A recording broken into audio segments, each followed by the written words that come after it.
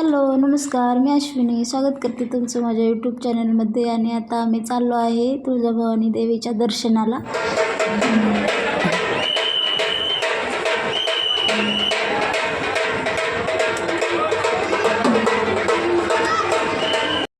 तर मंदिरात आल्यानंतर होमाचं दर्शन केलं आणि मुख्य दाराच्या बाहेर इथूनच दर्शन केलं, कारण आतमध्ये खूप गर्दी होती म्हणून मध्ये दर्शनाला गेलोच नाही. बाहेर दर्शन केलं आणि पेढ्याचा नैवेद्य दाखवून मंदिराला फेरी मारून दर्शन करून बाहेर आलो. आता चाललेलो आहे स्टँडकडं.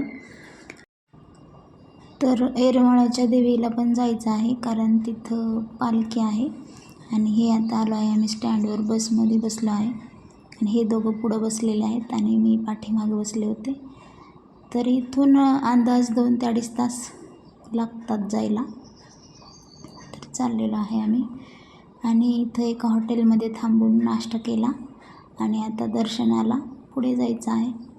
तर तिथे वेळ होईल म्हणून आम्ही अगोदर नाश्ता करून घेतला. आणि आता हे इथं नारळ घेत आहेत आणि नारळ घेऊन आता पालखीचं दर्शन करायला आम्ही चाललेलो आहोत.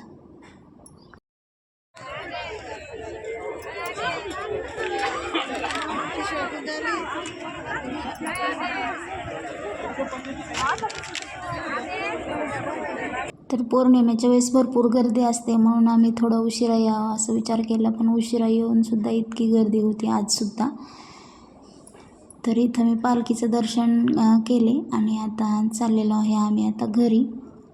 तर घरी यायला आम्हाला 2 वाजले आणि इथं आल्यानंतर सरबत पिलं.